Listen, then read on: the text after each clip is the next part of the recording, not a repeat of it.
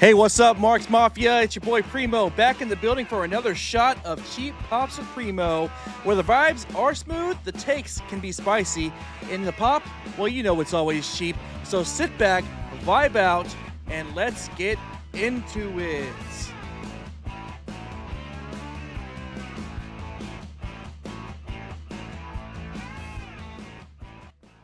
All right, so welcome back to another episode of Cheap Pops with Primo. It is the mini series that we have here on the Sit Down Marks podcast, where I talk about a subject that I would like to talk about, or the fans, us or your listeners out there. I don't like to call you fans; I like to call you listeners. I like to call you our wrestling community. Tell me what you guys want me to talk about. Well, that hasn't happened quite yet, so I'm still going to tell you what I want to talk about. But first, before we do that, let me give a little bit of a promo here for the pod. Sit Down Marks podcast. We did release 2 episodes last week, episodes 156 and 157. So, 156, Homegrown Wrestling with Stumpy. 157, WrestleMania Review.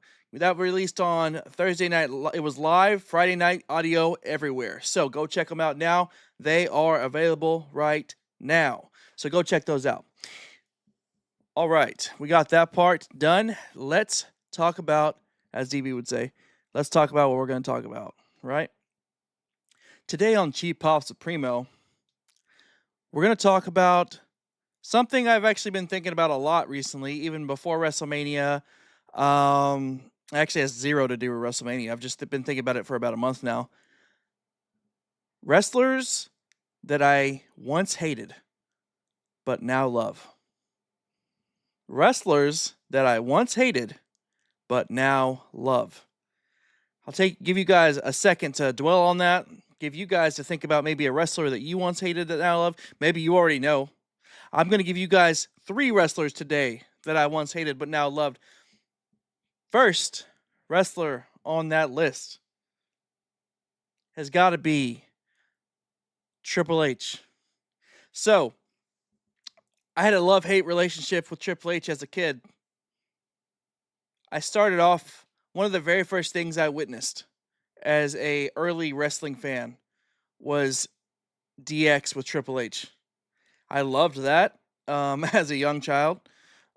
But then in my teens, we had this period of time between 02 and 05.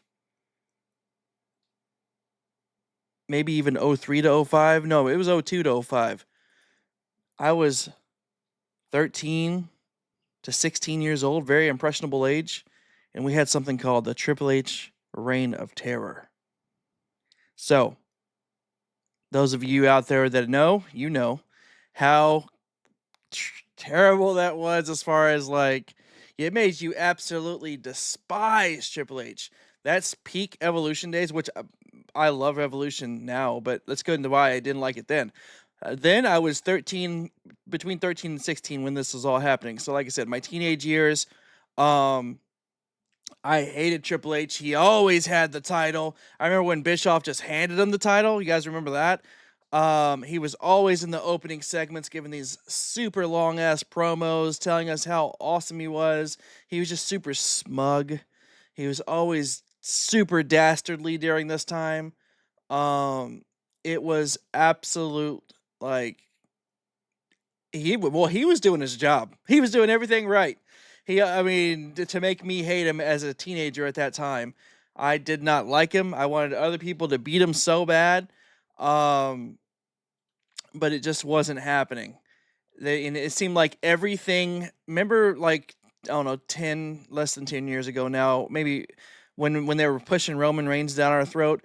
Well, back then, the Reign of Terror, I wasn't grown then, so maybe, I don't know, but it didn't seem as obvious that they were pushing Triple H down our throat, more as he was forcing himself to be on our TV screens every single time, almost always as the champion. It was like that 3-year span there where he was always champion. He was always burying somebody. He had that golden shovel. He was just scooping dirt and burying souls. Not like The Undertaker, but you know what I mean. But I came around to, as I got older, I was like, damn, I respect the game. I respect the cerebral assassin. I respect how hard you when you look at this man, you realize how much damn work he puts into it. It's pretty obvious with where he's at now, as far as what he's doing with the company now. You know, he's the big dog. He's not literally the big dog, but you know what I'm saying. He's in charge. So I completely did a 180 on that as I got older, and I realized, well, you know, that Reign of Terror, while it was kind of shitty as a teenager, I mean, if he worked his ass off, so maybe he kind of deserved it. But at the time, I did not appreciate it.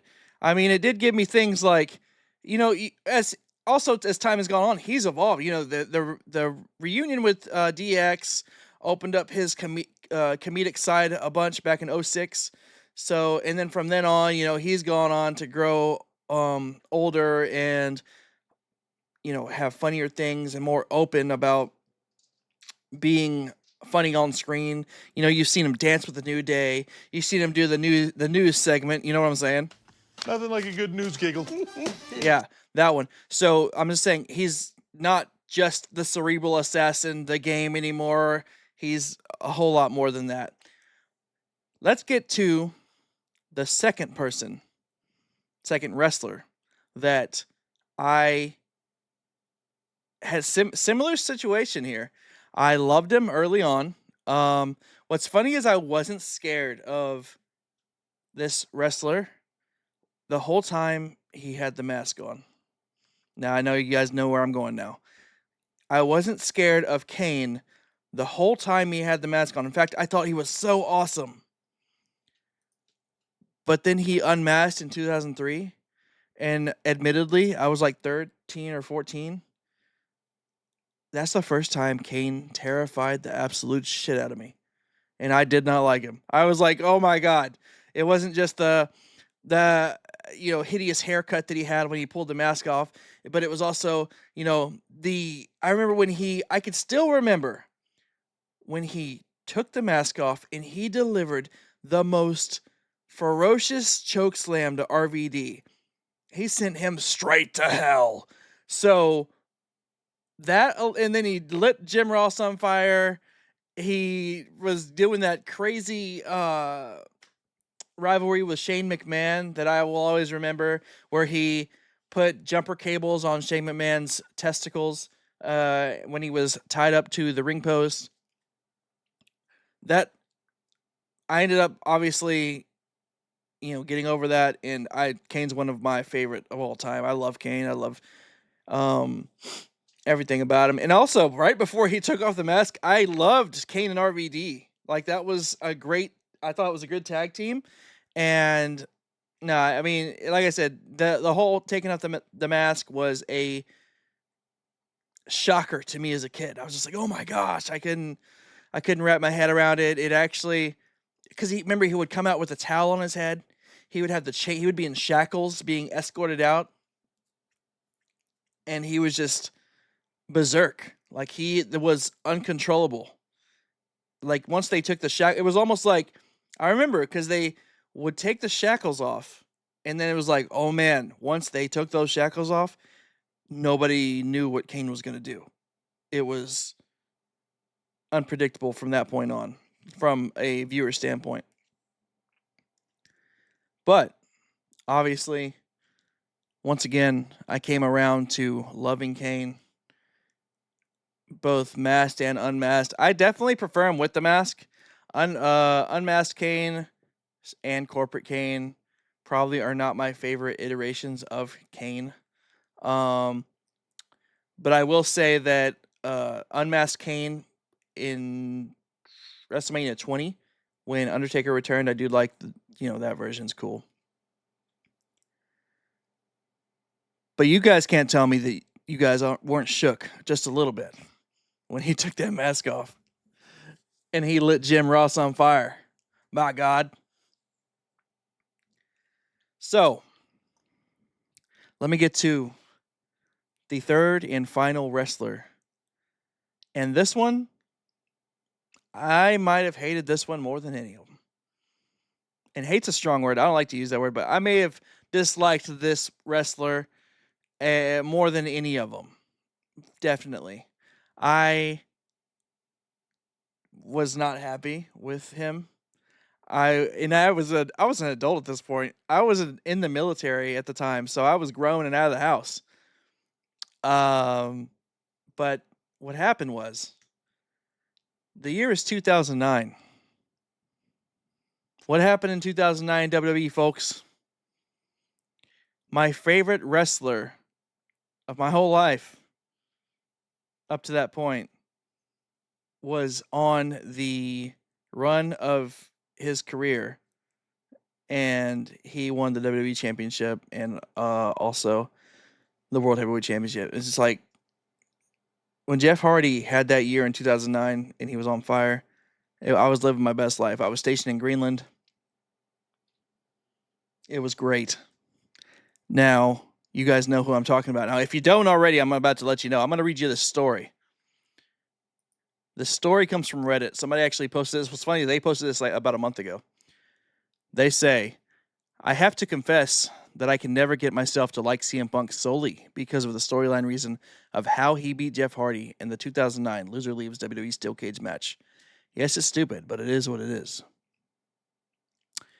Yes, it's a dumb reason, and naive kid me really thought wrestling was the real thing, and me being a Jeff Hardy fan made it all worse. I had such a seething hatred for CM Punk ever since then that I actually could never forgive him. Summer of Punk came and went, the pipe bombs, the title wins, the reigns, the retirements, the returns. Nothing matters. Nothing really mattered because petty me could move on from a 16-year-old storyline. He's still the evil heel to me. I physically cannot root for CM Punk because he defeated and humiliated my childhood favorite.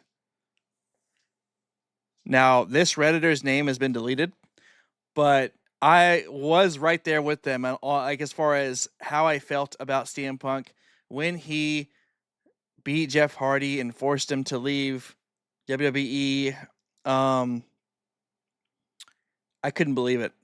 I couldn't believe that Jeff Hardy's awesome run was over. Now, I mean, obviously, we know in real life, shortly after that, what all came out as far as Jeff's personal life, but that aside, as a wrestling fan, I was so pissed off at Punk that this ever happened. So, and he was the one, he was just so smug about it. And, because he does the straight edge thing, so he's better than you. And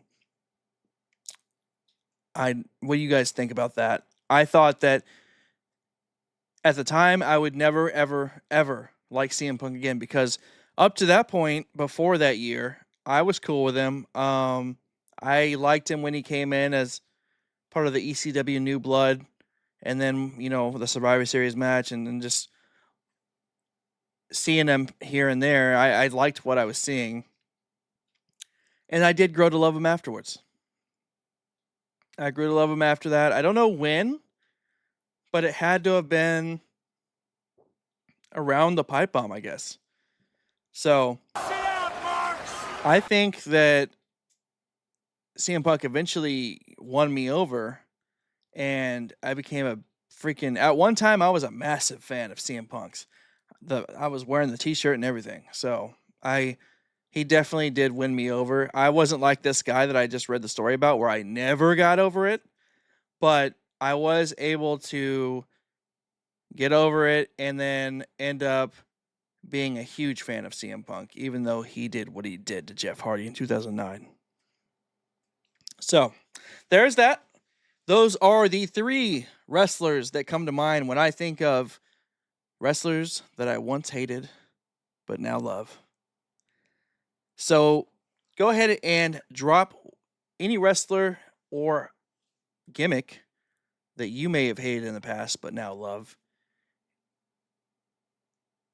in the Discord, in the chat, in the comment, wherever you want to drop it. You can tag us. You can ping us on social media at Sit Down Marks or at Primo at the pod. If you got any ideas for the pod, if you want to advertise for the pod, go ahead and reach out to DB on the mic. If you have any ideas for cheap pops with Primo, reach out to primofromthepod@gmail.com. If you would like to join us today on our new Discord community, we are trying to push this community, so we want you guys to join it. We want to talk to you. We're in there chatting about wrestling. We're in there talking about wrestling, just like I talked about today. We want to talk about it with you. So I'm going to drop the link down below in this episode description. Click on that Discord link and come on in. Say hi when you get there if one of us doesn't greet you, and we will get you sorted out. Thanks, everybody, for listening to this podcast episode of Cheap Pops with Primo, presented by the Sit Down Marks podcast. Remember to check out episodes 156 and 157. And as always, as DB would say, this top guy is out.